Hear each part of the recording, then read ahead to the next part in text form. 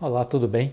Bem-vindo ao canal Viver de Renda. Se inscreva no canal, deixe o seu like e compartilhe com os amigos. Nos acompanhe também no Instagram Viver de Renda Canal e no nosso novo canal no YouTube, o Café com Ações. Meu nome é Cláudio Faleira, sou formado em Administração de Empresas, consultor na área empresarial. Ao longo da minha vida profissional, eu trabalhei para grandes empresas, sempre convivendo no ambiente corporativo, e isso acabou me ajudando a montar as minhas estratégias enquanto investidor. Invisto na Bolsa de Valores desde 2006, completo este ano 15 anos. Esse canal Viver de Renda, eu procuro compartilhar com vocês um pouco das minhas histórias, as minhas experiências e deste modo contribuir para que você chegue às suas próprias conclusões, que você construa as suas estratégias, faça suas escolhas, tenha autonomia para uma tomada de decisão. A minha ideia é que você possa se sentir cada vez mais confiante, que você não fique nas mãos de bancos, de corretoras, de analistas de investimentos, que você consiga escolher boas empresas para investir e assim ter sucesso nos seus investimentos. Sobretudo que tenha cuidado com o excesso de ruído e de informações que existe na mídia e na internet. Há muita gente boa em todos os ambientes, na imprensa, no jornalismo econômico, pessoas trabalhando na internet e fazendo boas análises, mas por outro lado, há uma tsunami de informações e de ruídos absolutamente desnecessários, que não fazem o menor sentido. Há muito oba-oba, então é preciso separar o joio do trigo. Isso é fundamental para nós mantermos o nosso foco, a nossa concentração, nos afastarmos do que não tem relevância, do que não é interessante e assim concentrarmos as nossas atenções nas coisas realmente que vão nos ajudar a ter êxito nas nossas escolhas de investimento. Estamos agora nesse vídeo, vamos fazer uma abordagem sobre o setor aéreo. Algumas pessoas têm me provocado sobre o setor aéreo e eu resolvi compilar algumas notícias e fazer alguns comentários sobre o setor aéreo.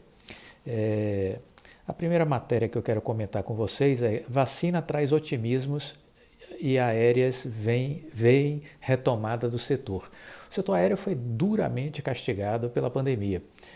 Quando explodiu a pandemia do coronavírus em março, no pior momento da crise da pandemia, cerca de 90% dos aviões estavam em solo, sem poder voar, né? Então esse foi um setor altamente impactado pelo coronavírus.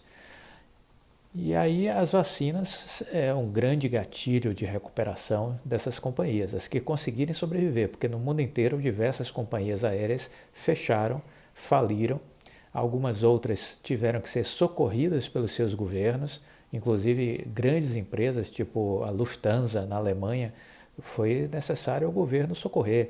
A Air France na França, o governo teve que botar dinheiro, porque senão as empresas estariam falidas. Nos Estados Unidos, a Boeing, a gigante Boeing, teve que o governo americano colocar dinheiro para salvar a empresa. Então, essa é a realidade desse mercado, desse segmento, que foi um dos mais afetados, né? A cadeia do turismo como um todo, né? Mas o setor aéreo, em especial, os cruzeiros marítimos também, né? Foram setores duramente castigados. Então, essa matéria diz o seguinte: apesar do crescimento do número de casos de Covid no Brasil, as companhias aéreas continuam observando uma retomada consistente dos seus negócios nos voos domésticos. Esse é um cenário que vem desde outubro, começa um ritmo maior de crescimento da retomada de movimento das companhias aéreas, né? A despeito de estarmos vivendo no Brasil um momento mais grave da pandemia, né? Como pano de fundo, os anúncios recorrentes sobre a vacinação no país trouxeram ao mercado a percepção de otimismo, que a volta do setor não deve ser uma coisa esporádica, né? Vai ser algo consistente e que vai evoluir ao longo do ano de 2021. Então, o setor está vendo com bons olhos, obviamente, a questão da vacinação e a possibilidade de melhoria do movimento nos aeroportos. Os voos internacionais ainda estão com mais restrições, porque muitos países estão com suas fronteiras fechadas, né? Então, essa semana, por exemplo, saiu uma notícia que Israel vai cessar qualquer tipo de voo para lá, né? exatamente para resguardar a sua população. Israel é o país que mais está avançado nessa questão da vacinação. Cerca de 30% da população israelense já foi vacinada e eles estão tentando conseguir frear novas ondas de contaminação, exatamente diminuindo, né, os voos para o país. Aqui uma outra matéria recente também, agora de janeiro, uma entrevista com o presidente da Azul, o John Hodgerson, né? A matéria basicamente abordou os seguintes temas. O transporte aéreo está entre os setores mais afetados pela pandemia.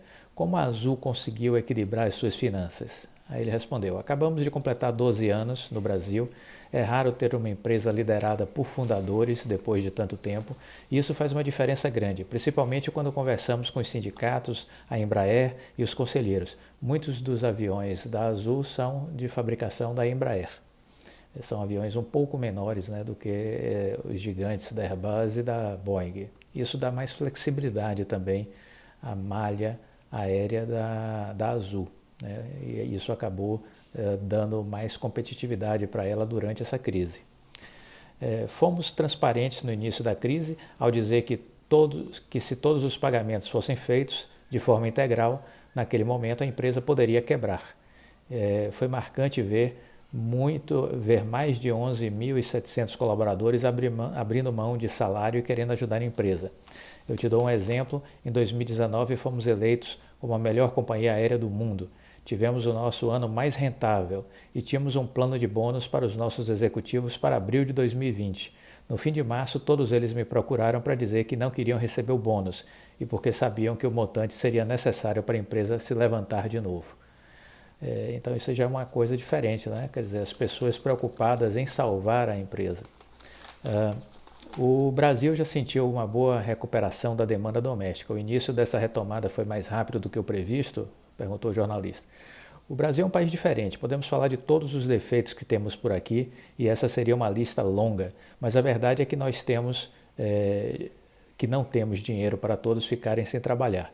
Nos Estados Unidos e na Europa as empresas receberam dinheiro do governo, mas aqui não tivemos esse benefício para as pessoas ficarem em casa. Todos tiveram que trabalhar. Depois de junho, os brasileiros começaram a se soltar porque viram que era mais seguro viajar. É muito melhor ir para o Nordeste, por exemplo, porque está mais distante do que para o litoral paulista, onde há muito mais pessoas. Qual a sua projeção de retomada para o mercado internacional? Queremos voltar para o patamar pré-crise, mas isso vai vir com o tempo. Não está nos planos da empresa esse patamar pré-crise ao longo de 2021, sobretudo nesse segmento internacional, né? A fronteira está fechada, o real está fraco. Quando a fronteira abrir, haverá muito mais demanda de brasileiros para os Estados Unidos, por exemplo. Não tenham dúvida que vamos retomar isso com o tempo. A Associação Internacional de Transporte Aéreo projeta que o tráfego global de passageiros no nível de 2019 só voltará em 2024. O senhor concorda? O papel da IATA é conseguir dinheiro do Estado para ajudar as companhias aéreas. Os Estados Unidos e a Europa conseguiram isso, mas o Brasil está em outro rumo. Temos muitos defeitos, mas é importante dar crédito quando algo vai bem. A nossa demanda doméstica está indo bem. A Azul vai resgatar 100% da sua malha em janeiro, e isso é excelente. Talvez seja uma projeção diferente da IATA, mas eles têm o papel de lutar pela nossa indústria. Essa é uma projeção global, a nossa região é diferente. E eu vou comentar já uma entrevista do Alex Malfitani, que é o CFO, o vice-presidente de finanças da empresa. Estamos debatendo até 4 vacinas diferentes e em discussão sobre como elas serão distribuídas. É uma esperança completamente diferente da que tínhamos 6 meses atrás. Cada vez que você chega perto da morte, você entende que é importante. O que é importante? Temos que sair mais eficientes porque temos mais dívidas por conta do Covid-19. Também temos a responsabilidade de crescer mais e convidar nossos antigos colaboradores de volta. Toda a crise passa e o Brasil pode voltar muito rápido. A expectativa do presidente da Azul. E aí eu quero trazer também uma entrevista do Alex Malfitani, que é o vice-presidente de finanças da Azul, né? Então ele diz que 2021 para ele é um ano de transição, 2020 foi o ano da crise, da pandemia, 2021 é um ano de transição. O primeiro semestre ainda será influenciado mais fortemente pelos efeitos da pandemia e o segundo semestre já vai estar mais próximo da realidade do mercado de 2022. É o que ele espera. 2022 ele vê a Azul em plena operação, 100% da sua estrutura funcional em 2022. Apesar dessa segunda onda, vamos dizer assim, desde o período das eleições até agora, esse início de ano, ele diz que o movimento da Azul não está sendo impactado. Muito pelo contrário, desde o final de outubro, início de novembro, a Azul vem apresentando crescimento constante, né? A demanda interna em novembro já tinha sido recuperada em 85% da sua capacidade, certo? Então veja que o movimento tem sido positivo. Vale dizer ainda, ele disse na entrevista, que a demanda caiu muito, sobretudo no início da pandemia, e que 60% do custo da empresa é custo variável. Então esse custo variável vai variar exatamente com a capacidade operacional da empresa. Como ela se reduziu bastante no início da crise, os custos também foram reduzidos. E aí eles se dedicaram a controlar os custos fixos, né? Isso aí houve algum tipo de redução de estrutura, eles conseguiram postergar muitos pagamentos mais para frente, flexibilizaram a operação da empresa e começaram a fazer a modelagem de planos de contingências, né? Quer dizer, são aqueles planos para enfrentar os diversos cenários que a empresa poderia ter que se deparar, né? Se confrontar. Ele entende que 2022 a rentabilidade, os resultados líquidos da empresa serão iguais ou superiores aos de 2019, então eles estão que é o ano antes da crise, né? Então ele está dizendo já que em 2022 eles devem igualar ou superar o resultado de 2019. Uma coisa que ele destacou foi a área de cargas, né? A Azul Cargo, que foi um crescimento muito positivo, né? E que esse setor de cargas da Azul, eles hoje têm uma participação de 40% do mercado nacional, né? O corte de custos foi um exercício diário durante a crise, né? Menos administrativo, menos custos operacionais, mas o que deve se registrar é que não houve durante a pandemia queima de caixa.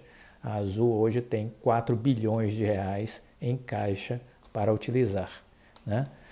Lembramos que no início de janeiro de 2020, por volta aí no início do ano de 2020, né, no dia 28 de janeiro, as ações da Azul chegaram a R$ 62,40 e que agora trabalha aí na faixa aí de R$ 39, R$ 40. Portanto, tem um bom espaço para crescimento, né? E a gente acredita que esse espaço será utilizado, obviamente, a partir do momento que a empresa começar a retomar cada vez mais a sua dinâmica operacional. Então, essas são algumas informações que eu gostaria de compartilhar com vocês. E nesse vídeo eu acabo me concentrando na Azul porque é a empresa que eu escolhi. Porque quando eu analisei o setor aéreo, eu olhei lá a Embraer vive o problema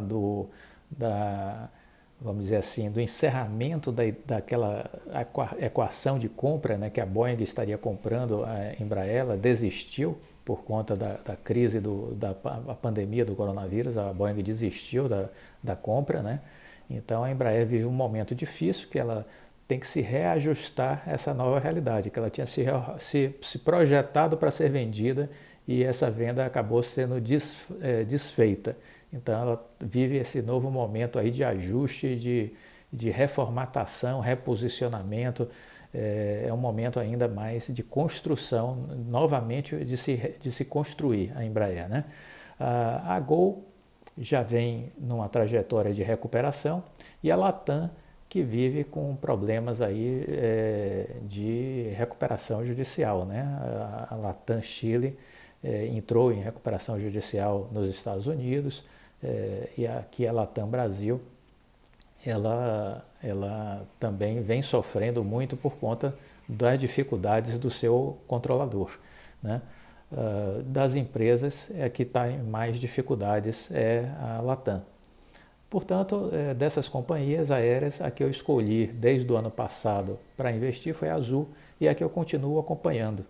Então, esse vídeo é mais focado na Azul exatamente por isso, porque é a empresa que eu invisto e que eu acompanho. Eu comprei ela no ano passado e continuo ainda com ela em carteira nesse início de 2021. Provavelmente agora,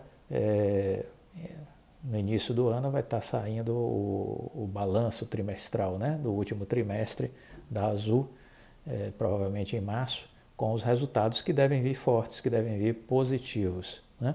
Vamos aguardar. Continuamos acompanhando e sabendo que esse movimento da Azul tende a crescer conforme a vacinação for acelerando no país. Obrigado pela sua atenção, deixe o seu like, compartilhe com os amigos e até a próxima. Tchau.